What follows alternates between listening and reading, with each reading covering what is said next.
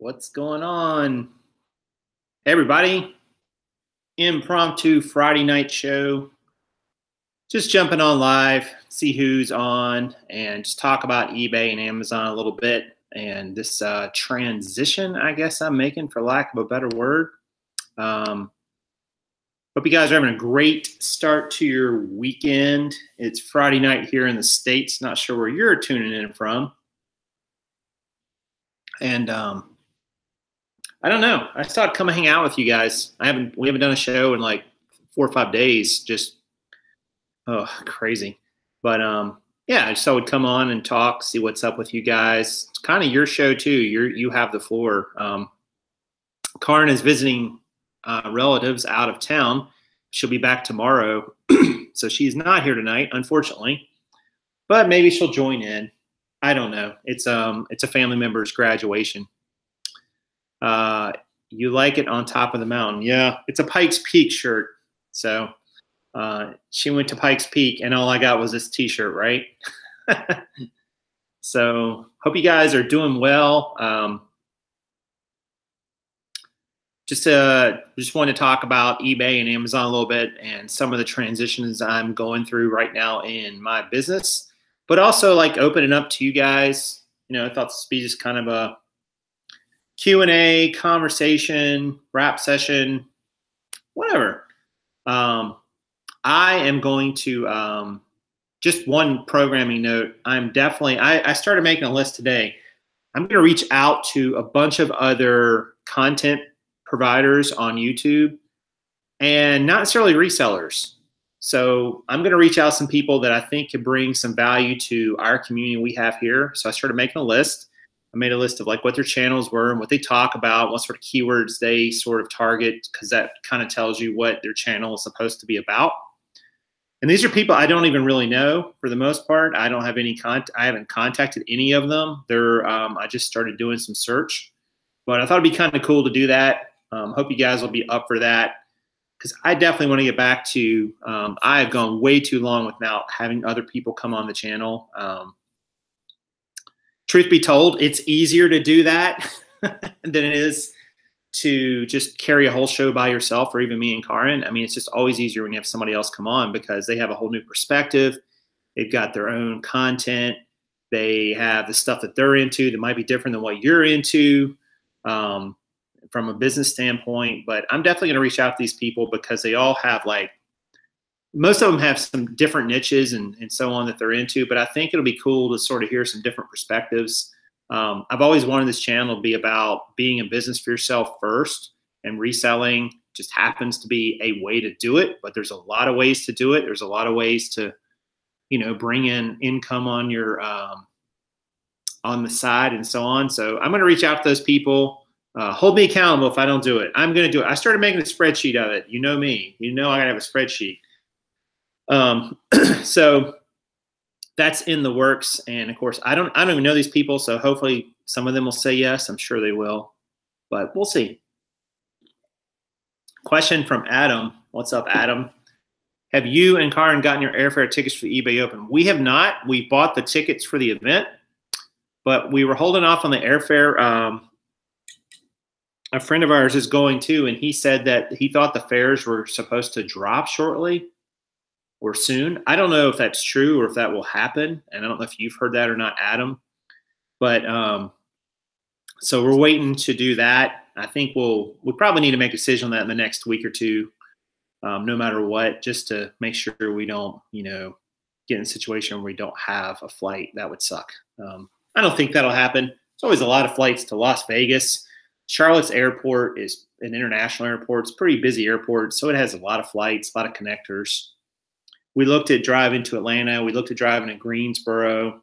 We looked at driving to other places to find, a cheaper rate. But by the time you figure in driving there and keeping your car there, I mean, it wasn't any cheaper. And it would be, plus, I don't know that I want to come back from Vegas. That west to east flight for 3 hours or 3 hour time difference, that's a rough one. That kind of messes with your internal clock. And we'll be in Vegas just long enough to get on Vegas time. And then all of a sudden we'll have to come back to East Coast time. It'll be 3 hours ahead. And then you'd have to pile a drive on top of that. I'm not sure I really want to do that. I know Kaaren doesn't either, but we'll see. Brian says, I hope the books work out for you. I've sold 116 in the past 30 days. That's good, Brian. I mean, that's what, 4 a day? I mean, that's pretty stout, I think. I don't know how many you got listed and how many you've sent in, but yeah, I'm not a big seller yet. So I've got, I'll see if I can, let's see what my inventory is. Amazon just updated their app today, their selling app. So I think I have 30, wait, that doesn't sound right. That could be right. I think I have 36 listings on Amazon right now. And those are not all FBA. Some of those are merchant filled, probably about close to half and half. I've got about another 15 books or 20 books I need to send in. Some of those are FBA, some of them won't be. A few of them are merchant. No, actually, I guess I have most of the merchant filled done. I'm thinking about getting a scanner. I don't know. I see pros and cons to it either way. The big thing a scanner would allow me to do is it would allow me to maybe give it to somebody else, a contractor, and let them go scan books and find books, and I wouldn't have to do that part of it as much, which would be pretty cool. But you know, we'll see how that works out. Sold a $100 textbook today. That was cool. Not well, $99.97 or whatever it was. So that was a nice sale to get. Enjoy that one. Love textbooks. Textbooks are great. I mean, they're just great. So my community has a yard sale tomorrow, and I reached out on the neighborhood Facebook page, and I said, hey, I would be interested in anyone's books. I just sent a message, and this guy messages me back, and it turns out I'm pretty sure I bought video games and movies from him last year at the yard sale to flip, but he says he has a bunch of science textbooks, and I was like, so I'm going to show up at his house first thing in the morning. I'm going to go straight there. I'm not even going to go to anybody else's house at first. See if I can buy some books from him. And I'm like, what do you want for him? He's like, oh, I don't know, whatever you think they're worth. And I'm like, perfect. So hopefully he'll have some good stuff. That'll be cool. But if not, I'm going to go around to all the other houses. There's a few other community sales. There's an estate sale tomorrow. I don't know if Krillin's on right now, but Rob, I have an estate sale in my crosshairs for tomorrow. So you'll be proud of me, sir. But I downloaded the yard sale treasure map app again and the estatesale.net app. So I'm definitely going to hit some of those. Those are great places to get books, great places to get stuff in general. And now that I've kind of shifted, you know, from doing so much clothing sourcing, it makes sense to sort of go back towards these sources again. Plus, it's kind of fun to do those.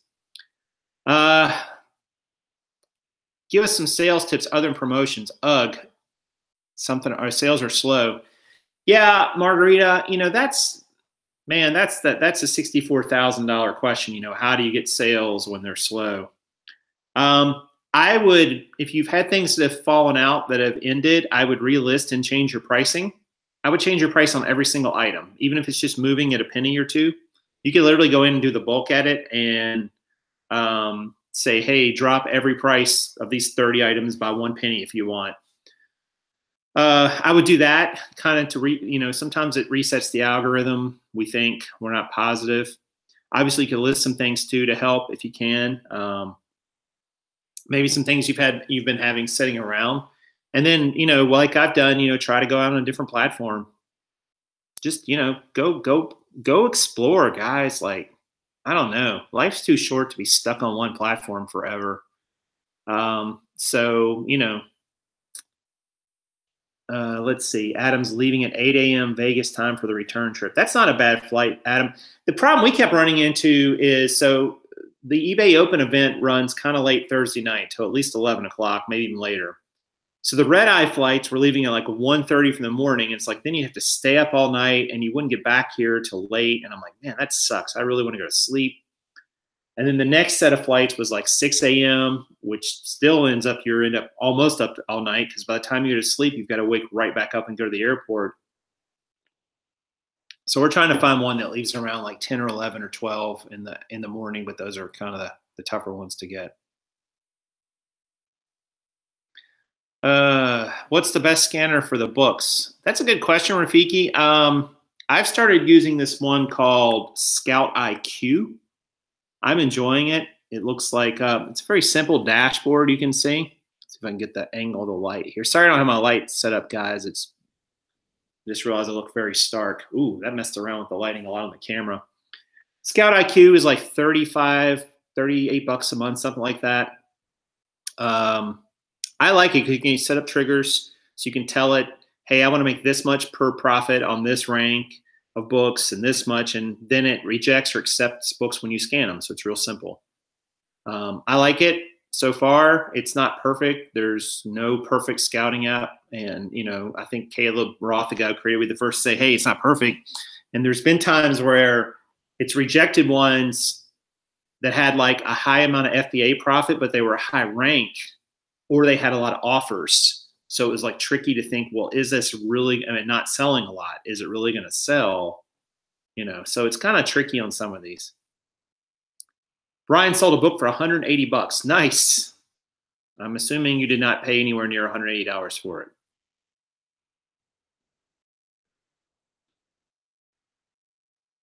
What's up, Sharon? Lots of people coming in the chat tonight. Thank you guys for showing up. Yeah, already had you on downloading the yard sale treasure map. Yeah, professor sales. Yeah, you don't have to be that formal. You can even say Jason if you want. I don't care. Duncan finally makes a live show. Welcome back, Duncan. I know, right? Since you're there in the other part of the world. Careful on Amazon. They require a white background. I'm not sure what you're asking. What do you mean a white background, Stephen? I hate when I see people at thrift stores scanning items. Anyone know of a good app so I can scan random items okay without a SKU? Well, the Amazon Seller app, you can scan. It has a camera app, and you can literally just scan the front of something, and if it recognizes it, it will pull it up and show you the sales rank and so on. But I'm curious why you hate to see people scanning items. Like, just part of the way we do it. I don't know.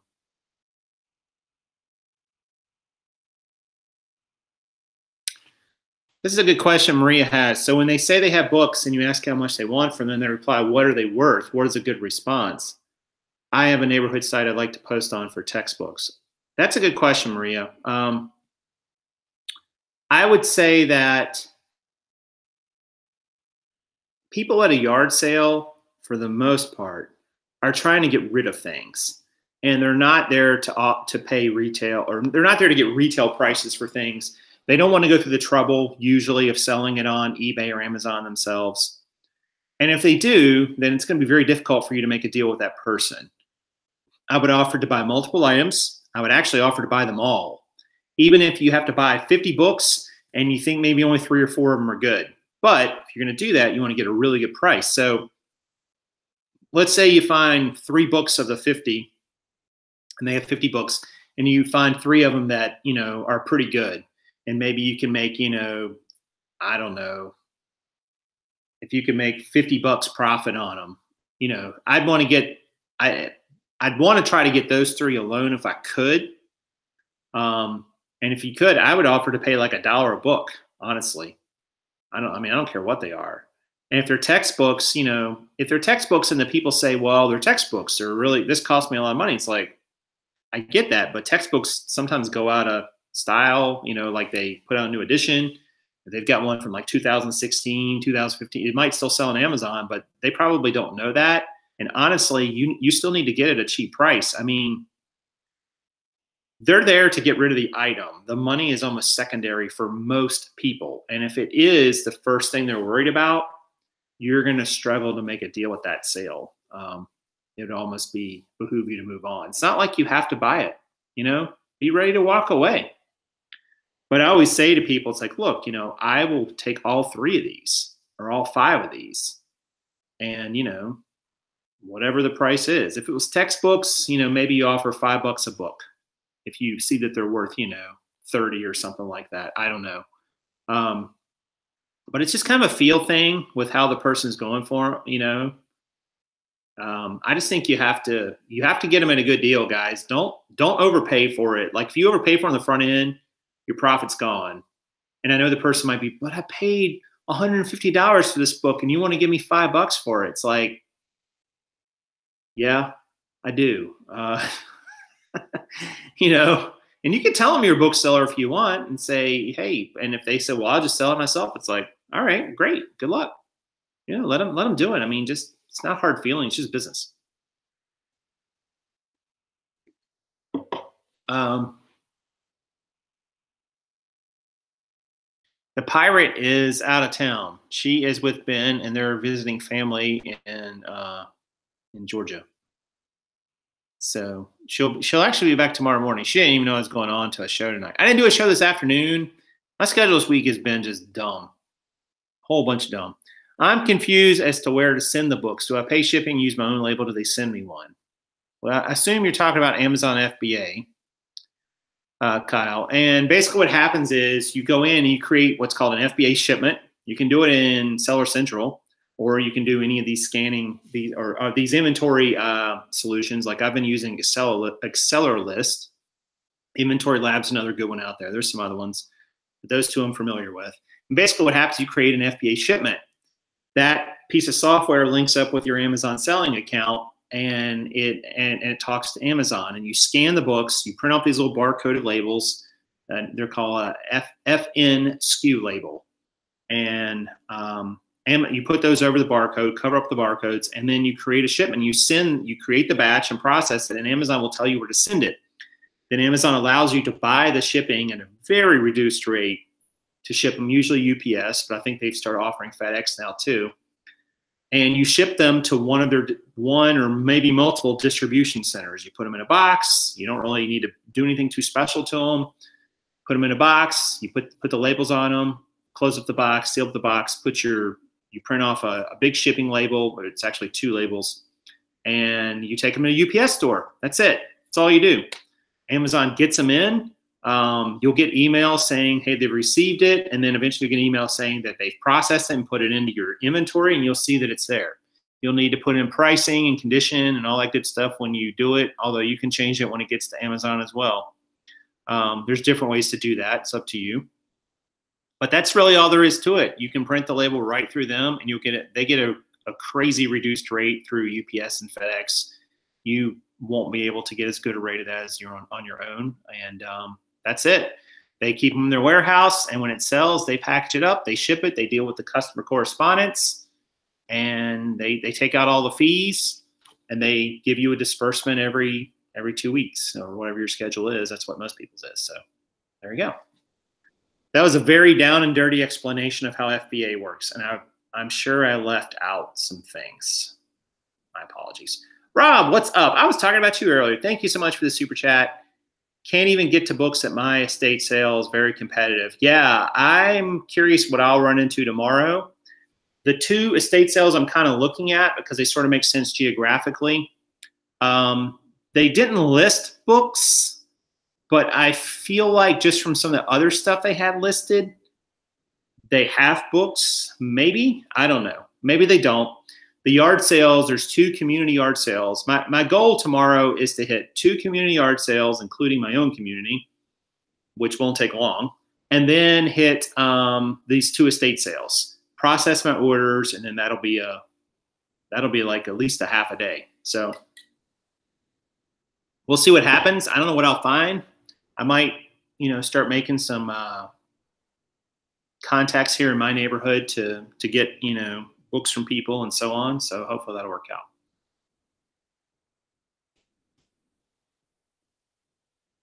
Yeah, no reason to be anxious about it, Kyle. It's not nearly as complicated as I just made it. It's literally like you scan the book, put in the condition, put in the number or the amount you're paying, or the amount that you want to sell it for. You can even put in the amount you paid for it in a lot of these inventory solutions, which is cool because that way it tracks sort of your profit. And then it prints a label. You put the label over the barcode, cover any other barcodes on the book that has any. Sometimes it does, but most don't. Like this book right here, I wouldn't sell this one, but you would cover this barcode with that label, and it's like an Amazon special barcode that tells Amazon that it's your book. And then you would put this in a box, and you would fill up the box. You can fill up the boxes up to 50 pounds. They don't let you go over that. And then the boxes sometimes get split up. Sometimes they all go to one center. Sometimes they can go to 2 or 3. It just depends. That's kind of tricky. It depends on where you live too, as to where they send them.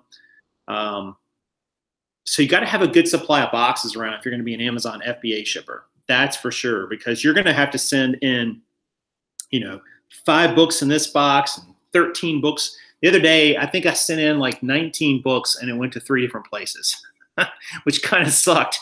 It was like one was like 13 and one was 4 and one was 2. And unfortunately, I had boxes that were just sort of perfect for the sizes, but it just kind of stunk that I couldn't get it down to 2 or even 1 box, but just the way it goes. Did you buy a USB scanner for your laptop? I've had one, Adam. It's just a real simple, like $20 scanner, plugs into the USB. And that way, when you're using an inventory application like Accelerlist or Inventory Labs or whatever, and not just for books, for anything, you can just, hold in the button, or you can even tell it to stay held in and just put the barcode under it and it scans it right in. That way you don't have to type anything, because you don't want to be typing UPCs. I mean, that's dumb. ISBN, sometimes you would have to type if there is no barcode, but it's not too many of those these days.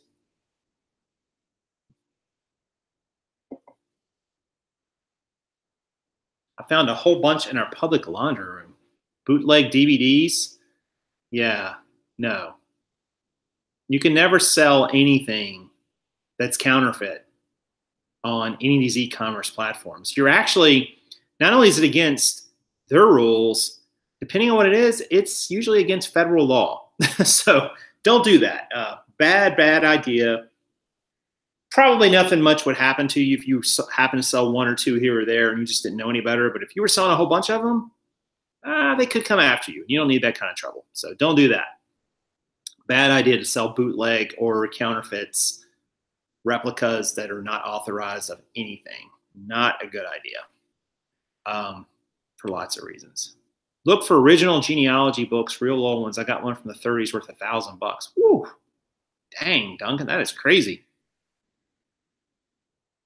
Oh, man, that is nuts. Yeah, somebody already answered about the labels, Kyle. So I use how many labels per sheet? You can use the 30 labels. They're like 2 1/4 by 1 inch labels, and there's like 30 on a sheet. You can do those, but I found it kind of wasteful, because what'll end up happening is you'll have like 40 books, and so you'll print 1 whole sheet, and then you'll print 10 of another one, and then it's kind of weird to have to orient it back in the right way to print, on the next 20. So I prefer the Dymo Turbo printer, little thermal printer that doesn't require any toner, and just print your labels right from that. And you can just do them even one at a time. You could print them all at once and sort of cut them off if you wanted, unpeel them, put them in the books. I wish I had one here to show you, but I don't. And I don't think I have anything. I actually went through and purged all my books in the house and made sure anything that was good is going to get sent in. Anything that's not so great, I actually created a little bundle locally here to try to sell. It's probably about 200 books we had that were just books that we had laying around that really weren't worth it, merchant fulfilled or FBA. So maybe somebody will get some value out of those. I don't know. They could flip them at a flea market or a bookstore if they wanted. I don't expect to make much money on them, but we'll see what happens. But I prefer the Dymo printer for the FN SKU labels for Amazon. I think it's just easier. I like doing them one at a time. Plus, I just found like doing the sheet all at once was kind of unwieldy, because you would never get like a perfect, 30 and 30. I mean, you would get like some weird number, like 42 labels. And it's like, well, then you have to print on one sheet and then print on a second one. I don't know.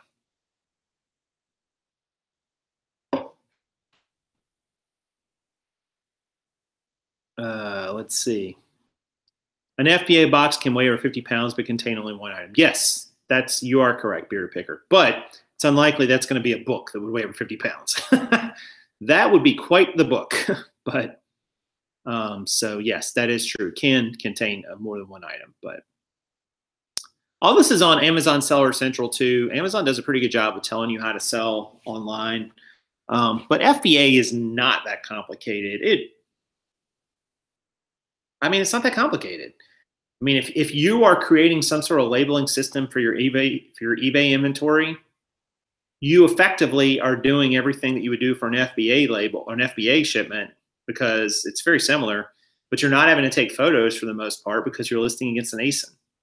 So you're all listing against the same ASIN. You're not creating a separate listing, which is pretty cool. That's one of the big advantages of Amazon. The ways you can go faster, you're not having to take photos for the most part.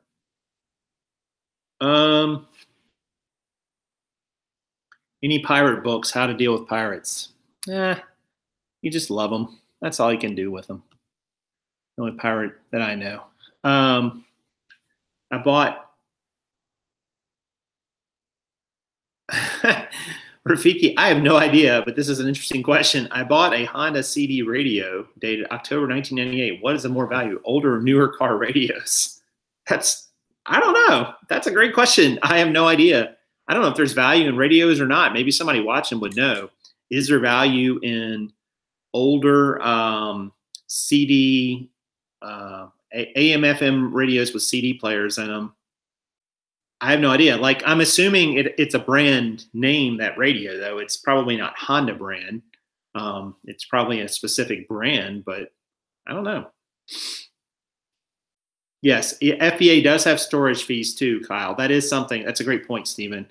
So when you send things into Amazon, if they sit for longer than 30 days, they start getting a little cubic storage fee. It's not a lot, but it does add up over time. And every 6 months, they assess a long-term fee that's a little bit more robust of a fee.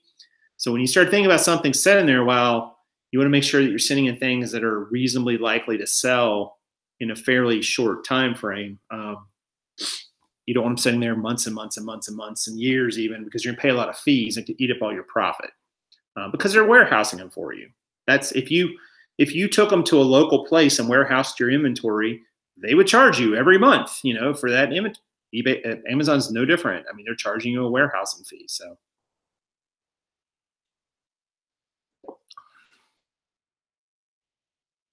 Sadie's in the house. It is past my bedtime.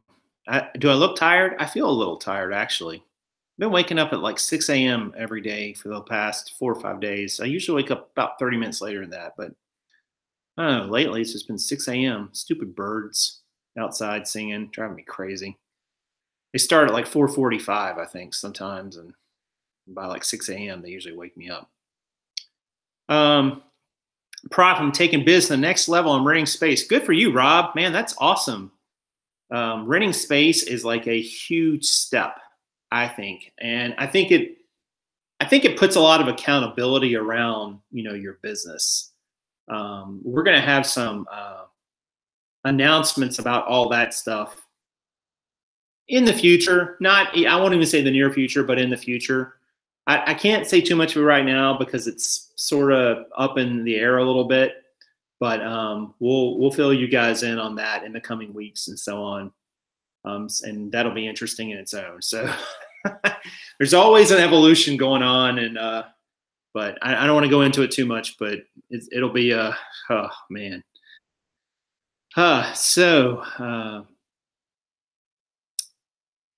The mailman didn't pick up your packages. That stinks, Margarita. Usually in most places you can have them pick up your items. You can have a set pickup as long as you tell them about how many items you're going to have every day and the weight. And they'll do a pickup at your door, or they'll knock on the door and you can answer and hand it to them, or you can leave it outside the door. It just depends on what you want to do. But, sometimes they don't pick them up. I don't chance it. I always take them to a box, like a post office box, like the big boxes that sit outside, or for the most part, take them to the actual post office. And the one near the warehouse is pretty nice. And I've had no issues so far. I drop off right on their counter, so they know they're there.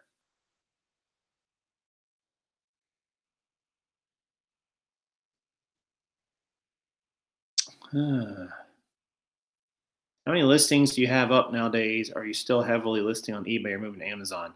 So we are still listing our consignment items and so on that are they're just steadily coming in. So that's kind of what we've been listing on eBay as of late. We have not been listing jeans really. We've not been sourcing jeans for reasons I said in previous videos not so long ago. We haven't really sourced too many shoes either lately. Shoes may be something we continue with. I'm not sure what that capacity is going to look like. It's like, you only have so much capacity, right? I mean, you can, but it's hard to just be sourcing a lot of different things all at once. I find just from wrapping your head around it, it's just tricky. I think it's tricky. And so that's kind of where we're at with it. I'd even thought about trying to get eBay down to a lower number of listings where I could get rid of the $60 a month store and get the cheaper option. But I think I'd have to drop my listings pretty significantly. So I'm not sure that that's going to make sense. And if it does, it'll be a while before that will happen. I might just let it happen sort of naturally. But the $60 a month store allows you to buy and sell up to 1,000, or to list and sell up to 1,000 items a month without paying insertion fees, which is nice because I've had a lot of things listed and then they sell too. I go over that number every month. But as the inventory dwindles, eventually I will not. And eventually there will come a point where the cheaper store will make sense, even if I have to pay some extra insertion fees. But right now it wouldn't. It would be too much money. It would not be worth the savings in the store subscription. So what else you guys you guys up to tonight? I mean, how's your business going? Some people have talked about it.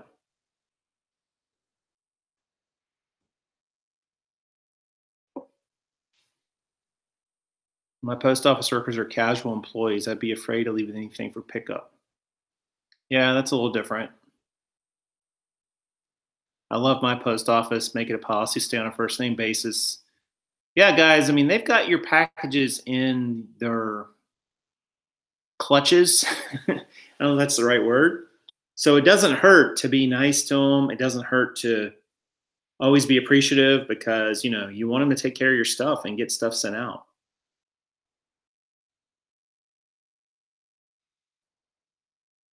Basic is only 250 buy now and 250 auctions a month, then 20 cents. Yeah. I'd have to get down pretty low before that would really make sense, right? I don't know. And I'm thinking too, like, do I want to list the books that I could sell on eBay, but are just a little too iffy for Amazon? Because I am generating, that's one thing I'm going to have to do. If anybody's got a solution to this, please tell me. And because I love, trying to keep a handle on my inventory. How do you store your merchant fulfilled books, or it could be eBay books either? What system do you use to keep track of where they are? Do you put them in alphabetical order by the title or the author? What happens if you have more than one of a copy of something, which could happen? Books are kind of iffy because you can put those bookends on them. Like I think I've got some shelving options that will work. I think I could have as many as 4 sets of shelves if I needed to, which would hold, and they're big shelves, which would hold, 1,000 books probably. So I'm good for shelving, but it's like, what system do you use? Because I have not seen one yet. I've seen library apps people have, keep track of your personal library, but they're not keeping track of them to sell them. They're just keeping track of them, like they're putting all the fiction here, or they're putting all the ones with this color spine here and this color spine there. They're not really doing it for what we use it for. Jeanette says, I store them alphabetically by title. Yeah, that's what I'm thinking about, but it's so tricky because there's just all these weird things, and then you get, they're all different sizes. It's just kind of annoying to have to store them. I'm finding, like, say you've got idiot's guides to things. Is it under idiot's guide, or is it under the title of the subject of the book, or a dummy's book, Or what about if it's a National Audubon guide to plants or reptiles, or I sold one of those the other day. And those that you get like these things that have the same title, so it gets a little tricky. But I don't know. Yeah, I haven't really come up with a system yet. Fortunately, I don't have too many right now as of yet, but it'll grow. And then, and this brings up an interesting question, like what would you guys do? Scanning books is pretty fast when you're out in the field. And I run into books. This has been my personal, it's going to get weird here. I'm going to take the screen a little closer, if that's okay with you guys. I run into books that have, I try to make, all right, here's been kind of my threshold. In the books that rank all the way up to about 500,000 or so, I'm trying to have at least a $4 profit on Amazon FBA. The thinking is I'm going to pay $1.50 or less, and that's still at least $2.50 of profit. So even if I was paying somebody to find these books, I could still even do that and make a decent profit. But what do you do when you find a book that maybe only makes $2.50 profit with FBA, but it's like $5 merchant fulfilled or $6? Do you keep that book and sell it merchant fulfilled? Do you just say, screw it, move on to the next one? Because I've run into several of those so far, and I've been putting most of them back, but I could build up a decent merchant fulfilled library by doing that. But I know merchant fulfilled doesn't move as quickly. They don't sell for as much money, but they don't cost as much either because you're not paying the pick and pack fees and so on. I don't know. I'm just kind of curious how you guys feel about that. If you have for any of you booksellers that are out there, and I'm still new at this, I don't know.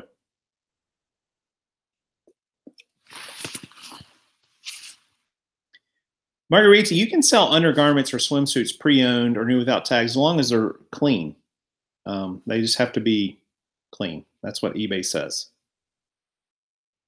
Swimsuits are great money. Some of them are really nice, like Quicksilver bathing suits and so on will sell for decent money on eBay a lot of times, just like the board short ones. I don't know. I'd ask a librarian what they do. The Dewey Decimal System to the rescue. Right? I don't think that would work. Jeanette says, I don't pay any attention to merchant fulfilled. Yeah. Now I've thought about that, Jeanette, because I'm like, man, do I really want to have a library of books here? I don't know. It's tricky because you've already scanned the item. You already know what it's worth. There's no really going back from. I mean, there's a lot of books you scan and like they literally, like if they come up with a negative FBA value, I don't even look up the merchant fulfilled because I know it's going to be so low or negative as well. There's just no reason. But if they come up and they're in that weird spot, like, they're $3 FBA, which doesn't profit, which doesn't really hit my threshold, but that might be a $5 or $6 merchant fulfilled book, so I don't know, just weird. FBA good. I don't have the space. Yeah, I mean, the space is part of it, but books really don't take up that much space. I mean, with a decent sized bookshelf, you can put a few hundred books on it easily, so it's not like clothing, which takes up, cubic space takes up a lot more. So I just don't think the storage space part of it is really that much of an issue. Unless I was going to store, thousands and thousands of books, then it gets tricky. I wouldn't sell anything on Amazon with a rating of 100,000. Yeah, I think that's a pretty strict sales rank criteria, Stephen.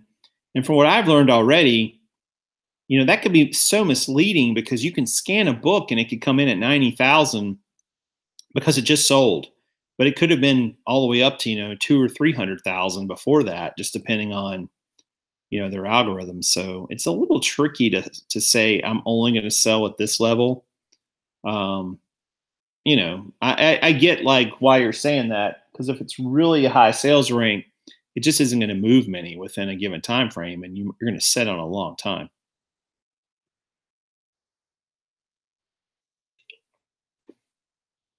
You could have 24 sections, A to Z, and record which letter it's in. I think you mean 26 sections, right? Yeah, I mean, I could. I don't know. It's just tricky with. I think just putting them in order by actually Kaaren suggested by author, um, which I'm okay with too. But with two authors, sometimes it's just weird how it's listed. I don't know.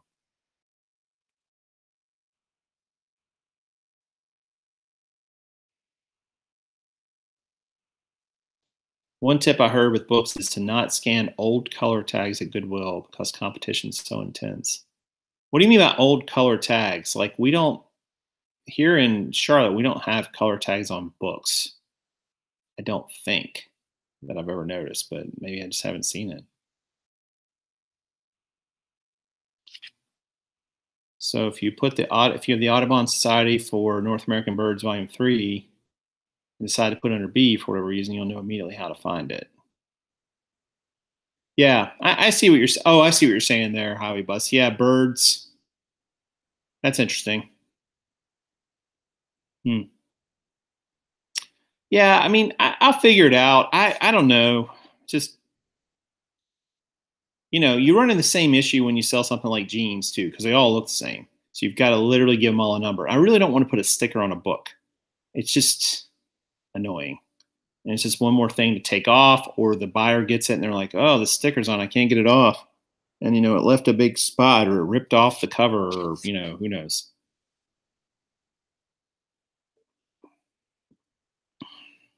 I can't imagine sourcing books, especially not at the bins. Well, Isabel, I haven't actually, here's what's interesting. Our bins, and you guys know I am not a fan of the bins. I'm not a fan of the bins model for clothing for all kinds of reasons. But our bins for books usually has no one in it. It is in a regular Goodwill thrift in Charlotte, there's usually one or two people floating around the book section, because the book section is usually near the VHS tapes, the DVDs, the CDs, and then the books. At the bins here in Charlotte, those sections are all still together, but there's usually nobody in them. It's very dead. I don't know why. I don't know if they price those by weight or not. I can't remember. Maybe. But I need to check them out. I bag every item I sell, including books. I have sequential serial numbers made in the Avery Label program. That's interesting, Bob. So you put them in, looks like you put the books in boxes, which I guess makes sense in the sense that you could just stack them. You would know about how many would fit in a box. How would you know that exactly? That would be kind of interesting because they're all different sizes. Or I guess in general how many will fit. Stick to the higher value books. Yeah, remember the fees. Yeah, there's definitely fees. And you can always eBay them too. I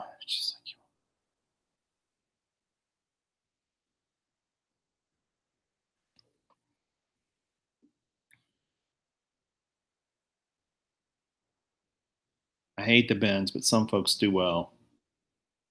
I don't hate them. I just don't think it's a great model. My bin scans the books before putting them out. Yeah, see, this comes up a lot, Fashion Outlook. I'm glad you brought that up, this idea that these thrift stores go through all this stuff. And mind you, I think they go through some things. But even the things they go through and the way it gets priced sometimes and the things they leave behind makes no sense. So that leads me to believe that they don't scan everything. I think they scan samples of things. I think they cherry pick, because if they're scanning everything or they're looking everything up, first of all, that would take an enormous amount of time. And secondly, they leave too many good things on the shelves and counters, and they put too many weird, not so valuable things in their love cases or on their love racks.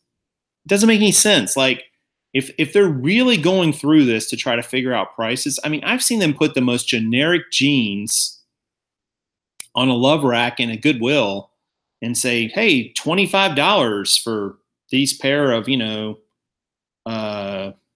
Lucky Brand 6 regular Sweet and Lows.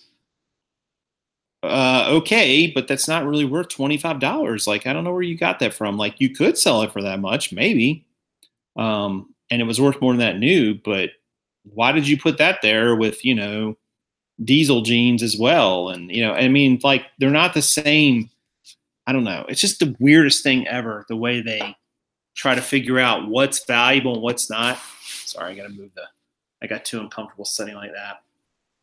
So, I mean, if they're doing that, these stores may be doing it, but they're not doing it very well. At least that's been my observation. And whoever they have, that would be a great job. I could go in and improve Goodwill's bottom line like within a month. Say, here's what you're going to put in the love cases. So have reseller special days too. You could just kill it.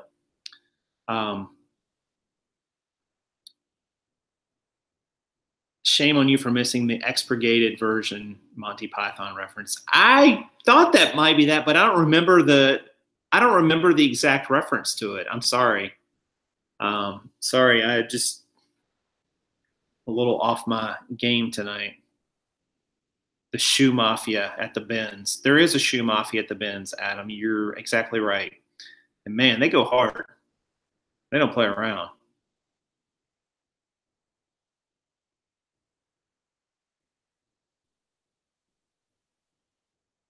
I've never seen anyone make a full-time job of reselling, Prof. Yeah, I mean, I think there's lots of people who make a full-time job of it. I guess it just depends on what your definition of full-time is, Margarita. We've had this discussion before.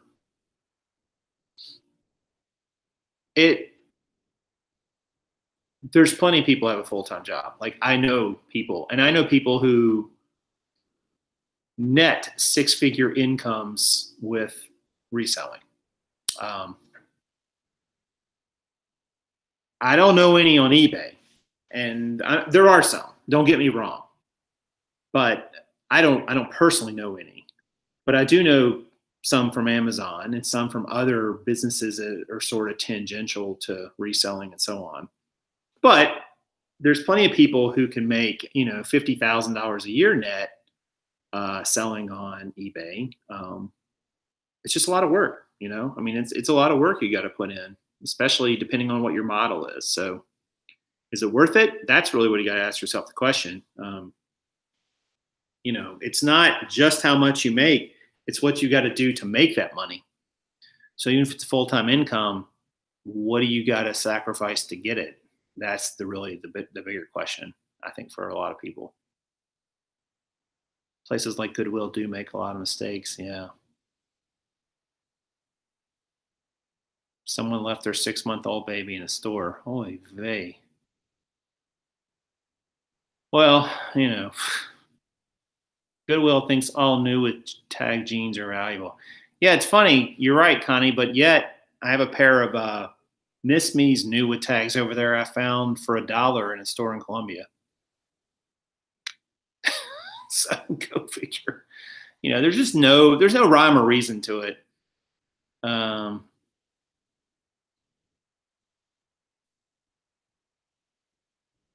make full-time pay and part-time hours because I have a full-time job. Yeah. So, I mean, and a lot of people do that one. They start out with their job and they start reselling on the side. And then, if it grows enough or you think there's enough potential to grow it, then there might become a moment where you can scale back your full-time job or even quit your full-time job. But that decision, I would say, I'm going to give you a rule of thumb in my brain. If you wanted to quit your job and go full-time on reselling, just looking at the math of it, I would say take whatever your salary is at your full-time job. Let's say it's $40,000 a year, just for whatever. I would say you need to make a real conservative estimate. You need to figure out a way to net your salary plus 50% more. Now that's very conservative. You could argue maybe only 25% more. But so if you're making $40K and you want to go full-time into reselling and start I would say you need to have a realistic projection of if you can put full-time energy and hours into it, of getting a $60,000 salary out of it. And now what does that look like in terms of sales volume? Well, it depends. Depends on what your margins are. But your expenses are going to be higher. You're probably going to think you're going to do better than you really do. Your taxes will potentially be higher as well, because you'll have self-employment tax, the payroll taxes and so on, which will be 15% right off the top. And there's not much you can do about that. And, your salary is going to be variable. So if you're making 40, I think you want to make at least 60 reselling before you realistically can quit your job. You could argue maybe only 25% more. So that would be what, 10,000 more. So that would be, you would need to make 50,000 reselling. And again, this is not about whether it's a good amount of money or what, but if you want to just be able to replace what you have so that you don't lose any quote unquote quality of living, I think it's a really conservative estimate to start out with your salary plus 50% more being self-employed. And then, you can realistically, now that's not to say you can't scale back your lifestyle and plunge in anyway, because maybe you look at it as, well, I make 40K a year at my job, but I can't make 60 reselling the first year. I think I'm only going to make 30. Okay, well, maybe you can scale back your lifestyle. Maybe your spouse or significant other can take a job or get a job if they don't have one now. Whatever, and you could sell for a lower amount because you see a future that will grow. Like you say, well, I can't do enough to make 60K net my first year. I maybe only can make 30, but by my second year, I can make 50. My third year, I can make 70. Great. Scale it that way. But just, I think it's a good place to start. That's a good estimation. And I just kind of I'm trying to be conservative with that number. And just give you some wiggle room. And again, if you want to jump in at a lower percentage or even less than what you're making now, do it. You can always go back to work somewhere else if you need to.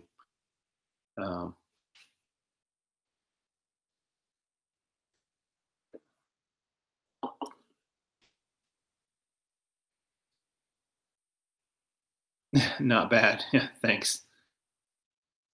Yeah, you guys are lots of comments about the reselling and going full time. Adam says I'd say double in sales because costs with free fees and shipping can run 50%, and there's taxes. So in Adam's example, if you're making 40,000 and you wanted to replace your salary with reselling, and we'll use the conservative estimate of 60,000, you would need to sell about 120,000. Is what I think is what Adam's saying there. I would agree with that math. That's a 50% gross margin.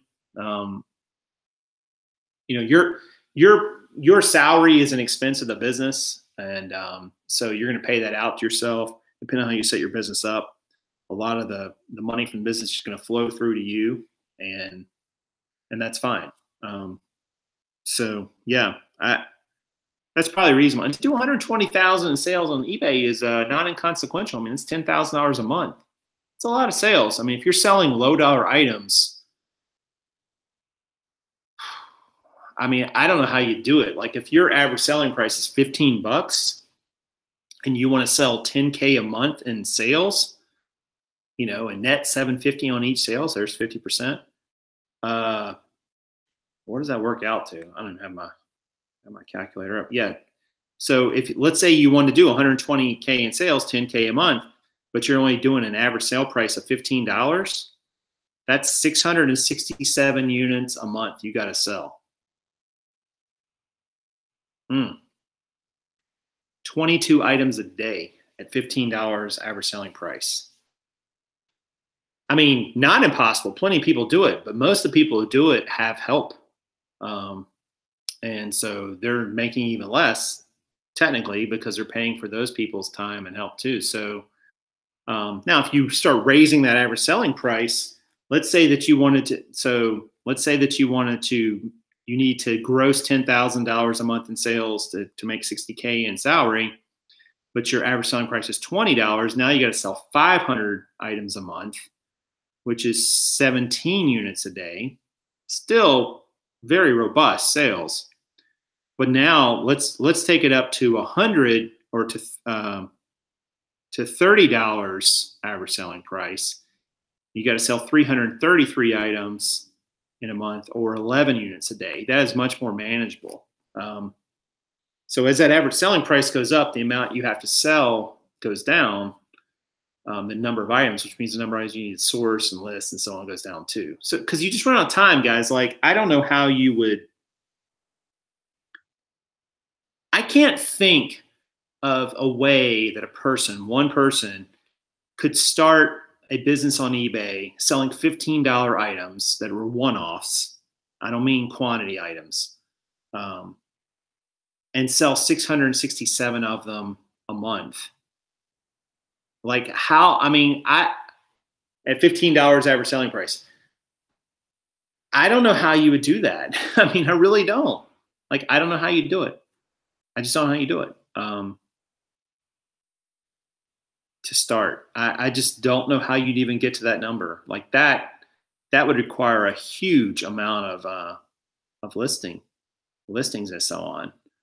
And a $15 average selling price for some of the cheap pre-owned clothing model sellers, that's actually even high. Some of their real ASPs are even lower than that. So then you got to sell even more units. So we're talking about, to make a $60K salary, which is a 50% margin on $15 average selling price items, you got to move 667 units a month. That's a lot of items to sell. I've never sold that many items in a month. I don't know many people who do. I think Casey probably sells, or he might sell that many some months. I'm not sure. I'd have to ask him. But remember, Casey has 2 other people helping him. So it's not like he's doing it all on his own. Like, to do it all on his own, it'd be tough. It would be tough. Let me move the camera here again. This is fun, guys. Thanks for joining me tonight. Appreciate it. What is a job? Prof math. My full-time job, I make $95K. eBay, I make $45K. I know I can make more on eBay, but I only have so much time. Yeah, like $95K is a pretty high salary one. You're in kind of a weird spot there. Like, that's hard to walk away from a salary that good. I mean, that's a very good salary, and to replace that on eBay, you could do it. But man, whew, to replace a $95,000 salary on eBay, again, going by our model, would be 200. You'd have to sell $200,000 a year to 50% margin. That's not easy.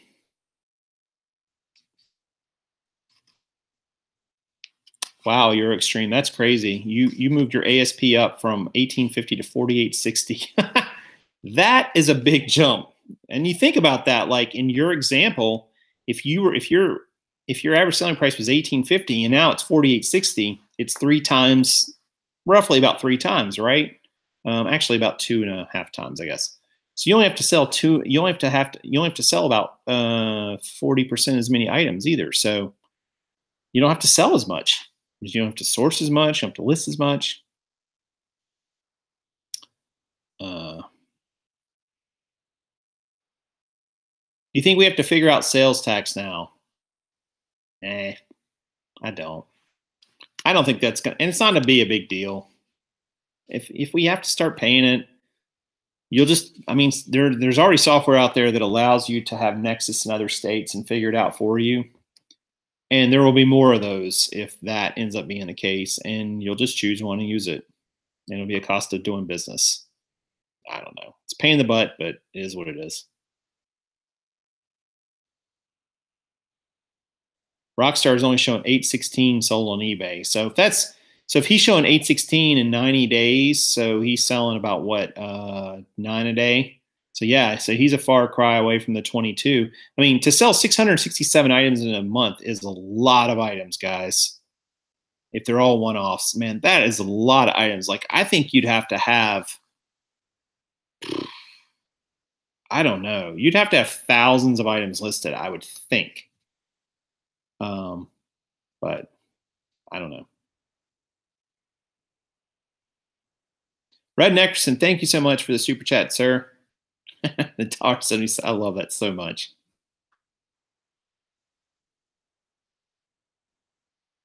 Steven sells 50 to 100 items a day. Are they one-offs though, Steven, or are you selling quantity or variants of, like one item? Like you've got one item, but you got 30 of them listed in different colors or sizes or model. You know what I mean?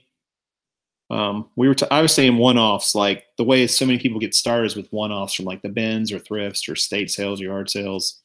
It's just hard to find enough of them and to process enough. Even if you can find them, it's just processing them all just takes so long. After dark with Prof Sales. Poker After Dark, Aaron. I don't know if Sadie's still in here. That was a great show back in the day. I don't know if it's still on. Maybe it might still be on. I don't have cable anymore, so I don't know.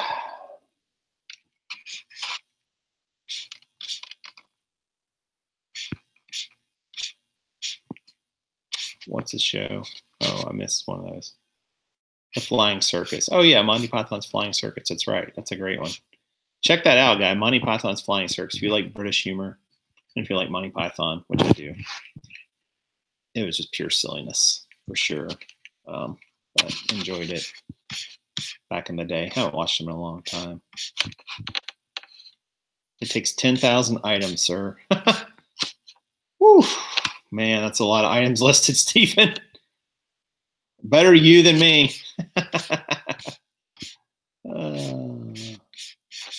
Marguerite, so thank you so much for the super chat. Great questions tonight too. Thanks for sharing those. I mean, I love it when people come in and just start asking and talking about their experiences. And I mean, it's just, it makes it so much better because I literally had no particular agenda. I want to watch Jason play poker in Vegas.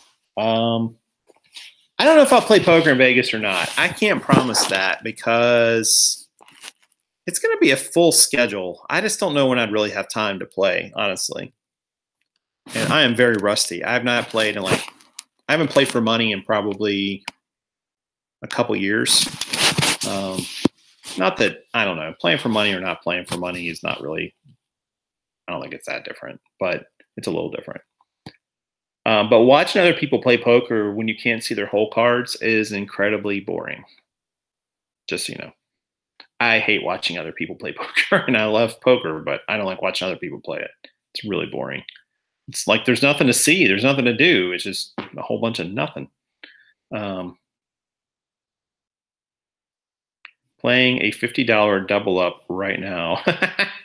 Get it, Sadie. Get the money, sir.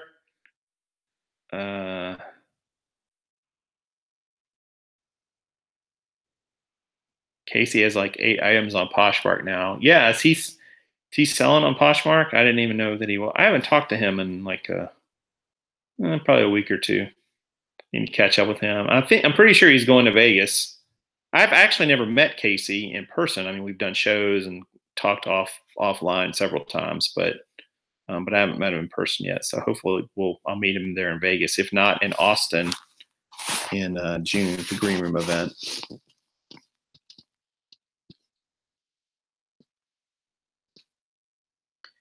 Any horses for tomorrow? It's the wait, what's tomorrow? The Preakness, right? No, I don't really bet sports or racing or anything like that. It drives me crazy, like, because I can't control anything that happens with those bets. I mean, poker is different. I can manipulate the hand somewhat, given what my actions are, bets, and so on. But when you sports bet, you have no power over it. It's just you put the money out there in a bet, and then it happens, and you have no control over it, and it drives me crazy. So I don't like sports betting. I don't like betting on my team because the smart bet, the sharp bet is not always a bet that you're going to like. for your team because you want them to win and do well. So I don't know. I just don't do it, but I do like watching a horse race every once in a while. I was at a casino in Pennsylvania several years ago, and it had a racetrack. And I was inside playing. I was there on business, but I was killing some time playing poker at one of the tables. And there were races going on outside of the track. But then there was like a commotion, and everything kind of stopped. And it turned out one of the horses broke its leg, and they literally had to put it down like right there on the track. There was like kids crying and people upset. I'm like, oh man, this is brutal. They're like coming in all upset. But I mean, that was, it's rough. But they literally put the horse down right there. So that was kind of, I didn't realize they did it right there. But then again, it's like this big, huge animal, and you can't, like, it's hurt. And to try to move it when it's hurt like that, it's probably going to hurt you. When a big 1,200, 1,500 pound animal is hurt and it can flails out at you, you're going to go to the hospital. So, but it was rough doing that. Yeah, it was. No, it wasn't Parks. It was, oh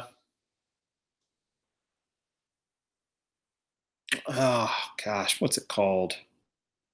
It's like Central PA, the northern part. I'll think of it in a minute.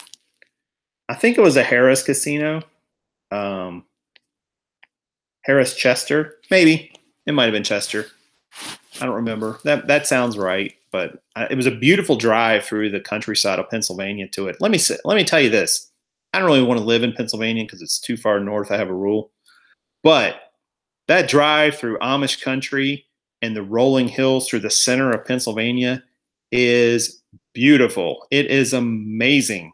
It was spectacular. Just rolling hills and farmhouses and bales of hay, and just, man, it was like something out of a Norman Rockwell painting. It was crazy how beautiful it was. So if you ever get a chance to drive through that part of the country, do it. It's well worth it. And the Amish country, in general, has a lot of that, like that area. I don't know if where that part is actually still considered the Amish country or not, maybe. But it's a beautiful countryside through there, Philly and Pittsburgh, I'm not as familiar with, but the middle of the state, I've had a little bit of time. I was actually in business there in Harrisburg. So.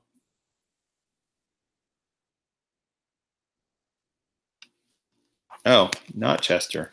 All right. You guys are like, oh my gosh. Now you're going to make me look it up. I'll know it when I see it. Casinos in Pennsylvania. You guys are driving me nuts here about what this casino is. It might have been Hollywood at Penn National. Yep, it was Hollywood Casino at Penn National. That's the one. That's the one. So there you go. My horse story. And one of the guys playing at my tables said that was he actually had that horse to place or show. And I don't think to win, but.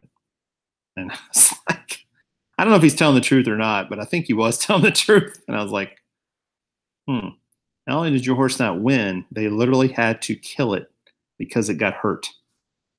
So.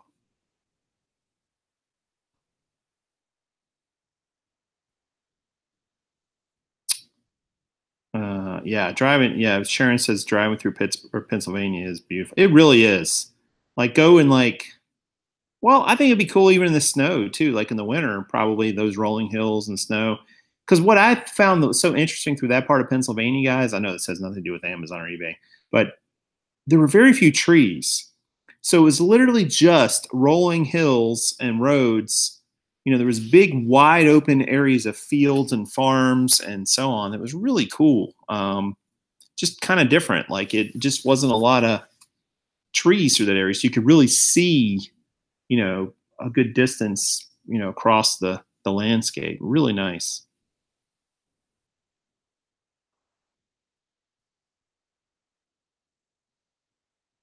It's an Amish town. Yeah, the Amish are quite nice, by the way. If you ever get a chance to go in that part of there, very nice people. Very, very hospitable. I don't, but getting behind one of their buggies can be annoying because, like, literally, you're behind a horse and buggy doing like no miles per hour, and you're like trying to get around this thing, and it's a little bit of a trouble. You do anything with crypto? Nope. I liquidated my position. I was up a little bit, Sadie, and I didn't have a tremendous amount of money in it, obviously, but I liquidated because um, I found I wasn't really understanding the what's the right word here? I wasn't understanding the underlying financials of what was going on with it, because those currencies and so on act, much different than traditional stocks. So it was very hard for me to figure out valuation. It was hard for me to figure out, well, is it undervalued now? Is it overvalued? Is this a sell off? Is it going to go lower? Is it going to have, like, I couldn't figure out, and it didn't seem like anybody could totally figure it out. Like, they're trying to apply, analysis to it, which is great, but because the market's still so new or it has a lot of new money in it, it's really tumultuous. It was driving me nuts. And I was like, all right, if I can't figure out how to make money off of this, then the right play is to put the money somewhere else. So that's what I did. But I do think it's a very cool idea.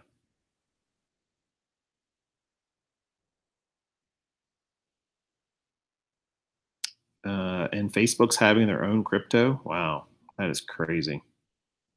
Crypto is the opposite of being in control.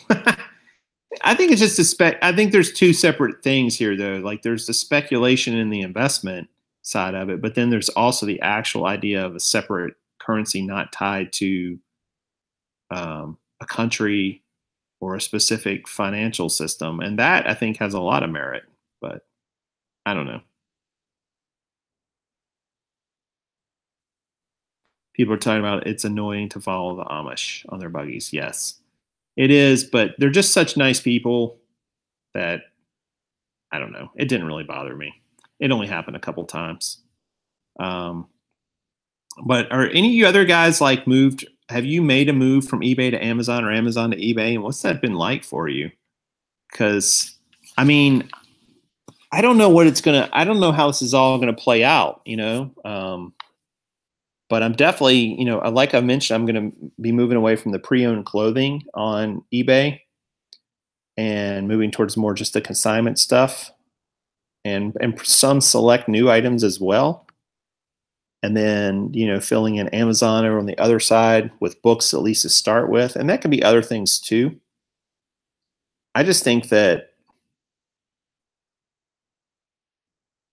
it's just,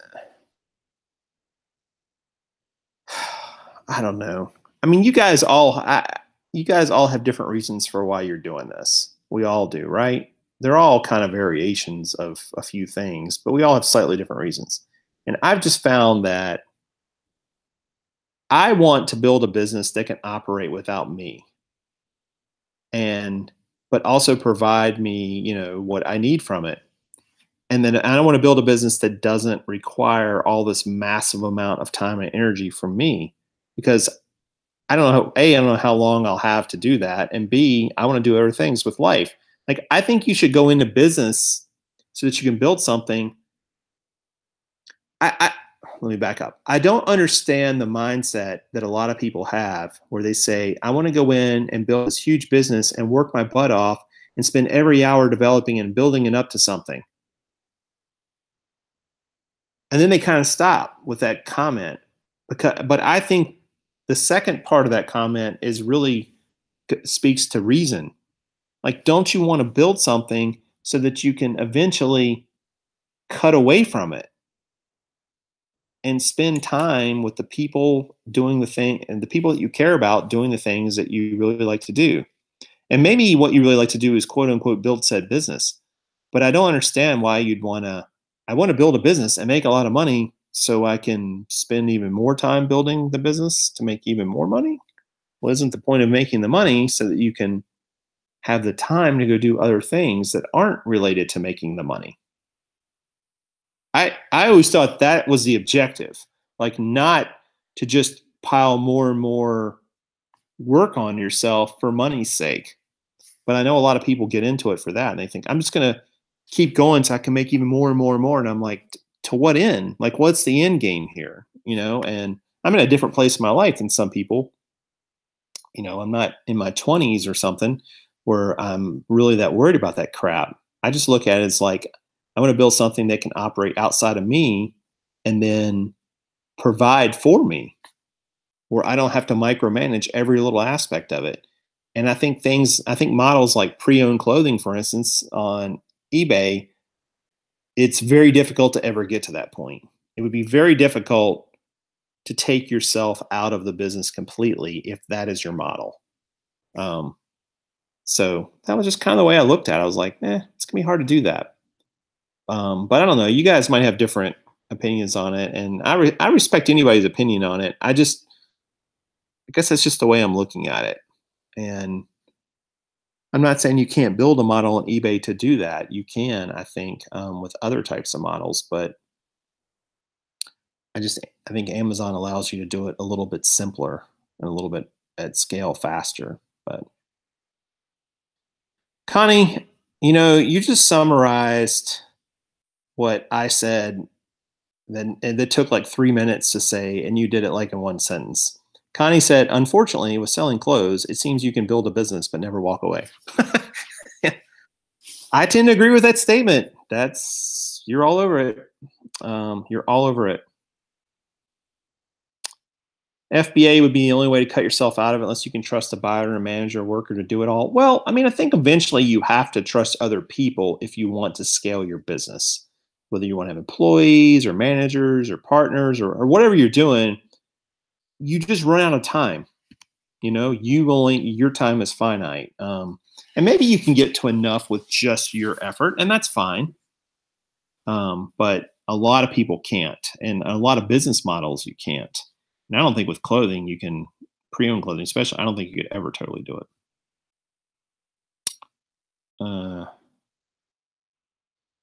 Highway Bus says, not to be a wet blanket, but I don't think you can build a reselling business and then remove yourself. Brick and mortar, yes, that is doable. I think it would be harder with brick and mortar. I mean, brick and mortar has another set of complexities that you don't even have in this business, namely the brick and mortar. You're going to have staff to run said brick and mortar. And that means you're going to have someone there to manage it. And now all of a sudden you've started adding a lot of complexity to your employment, to the amount of employee resources you do. Whereas you can automate and delegate out a lot of things with an online business. I don't know. I think it's actually harder with a brick and mortar, but you could go wholesale on both platforms. Yeah, true. I just don't know much about wholesale, but it's definitely a great business model. Jason, you sound like Paul. Yeah, maybe I do. I sound like a lot of people. I think you're kind of a mixture of everything. Doing clothing, it would not be impossible to walk away, but next to impossible. Yeah, I agree. Like, I think so. My buddy Luke is moving down that path eventually, right? I mean, and Luke is a very sharp guy. And I think if anybody can do it, he can do it. So it'll be kind of curious. I'll be curious to see how his evolution with this all goes. Maybe I should do a whole show on, how can you walk away from your reselling business? So I don't know. I had a packager that did well, but they missed a couple days, screwed me up. Yeah. I mean, employees bring about lots of pros and cons, right? I mean, I don't know. Just don't be like me and hire college girls. No to James, no college girls. You got to trust them. You've only got so much time. Yep. Yeah, contracting out book scanners. Yeah, I mean, you can hire people to scout books for you. I mean, not even hire them, just use them as contractors. They go do it on their own time. So isn't it better to run a hobby business, gives you enough money to get by in comfort? Well, yeah, I mean, I don't know. We're talking labels here, Duncan, and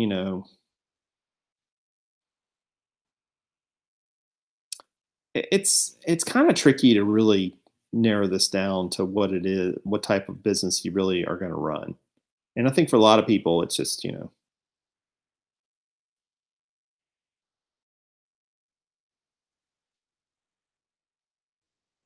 possible to outsource selling to consignment stores and stores that buy clothes outright for cash, such as Buffalo Exchange. Yeah, I mean, that's true, Lane. I just think that, I mean, business to business sales are a whole nother untapped market that I think a lot of clothing sellers don't even think about, including myself. Um, but I don't know if it's, I don't know how profitable it is or how much kind of you got to turn to make it worth it. Many times I feel like I'm working in my business instead of working on it. Yeah, Leroy, preach. I know what you're saying, and you're right. I mean, I think we all feel that way, and I think we all feel that way at times. Like you're working in it instead of on it, for sure. Quit while you're ahead, Mister. Doesn't matter. It's all one big long session. Man, you guys are killing it with the comments here. You can't really walk away unless you do Amazon FBA. Hey, that's a nice rhyme to it. I like that. Want to walk away? Amazon FBA.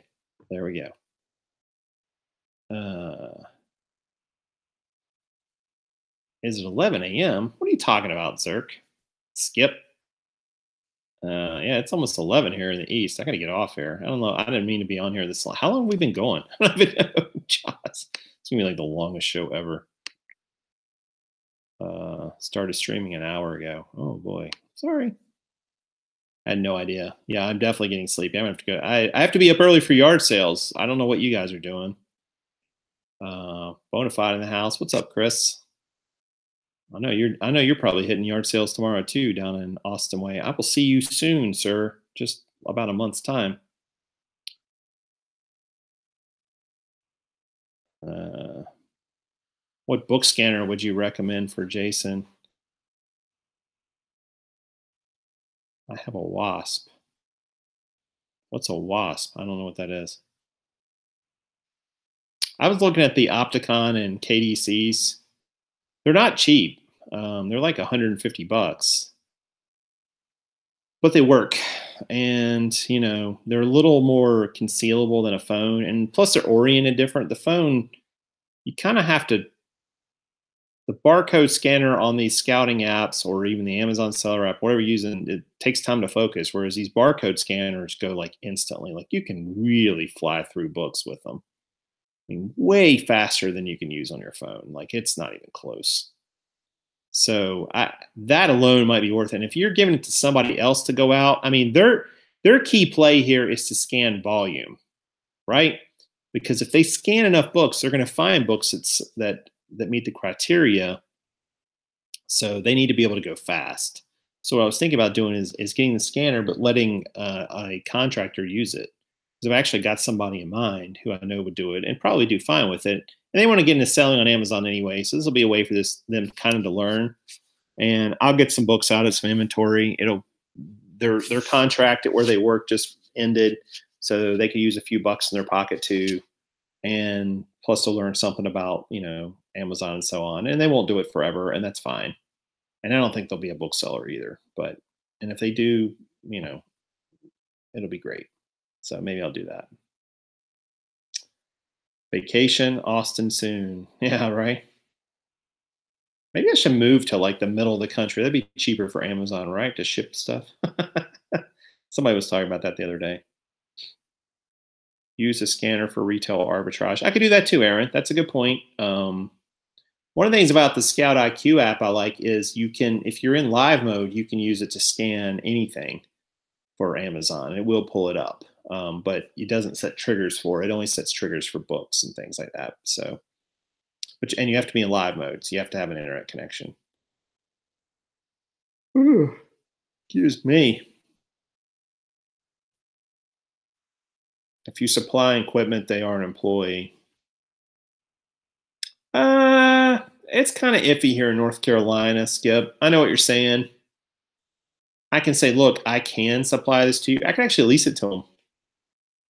Because the thing is, you have to get another subscription with all of these scanning applications. Usually you have to get a second subscription each month. So I could lease the equipment to them and offset the cost of the subscription. If they want to use it, at least somewhat, I could do that. And so then it's up to them, or they can just use their phone, but they're going to have to use the triggers and so on to know what's a yay and what's a nay. I mean, there's no way around that because I can't just send them out in the field and say, hey, come bring me some books. Like they won't know like what makes sense and what doesn't. But I don't know. Move next door to an Amazon warehouse. I got like 2 or 3 of them right near me, Duncan. They're everywhere. They're taking over. All right, I'm going to get out of here. You guys have been great. Thank you so much for hanging out. It was like 100 people at one point, which is nuts. Impromptu show. Let's have a great weekend, everybody. Keep thinking about your business. Keep evolving. Keep growing. And, don't settle until you get what you want out of this reselling game, even if it means you got to blow it all up and start all over in a whole different way. So I will catch up to you guys soon. I hope you have a great rest of your weekend. Hit those yard sales tomorrow, guys, and I will see you real soon. And Kaaren will be back next week too, believe it or not. This is Prof Sales. And if you get lonely, we'll be here. Thanks. Saying good sales to you.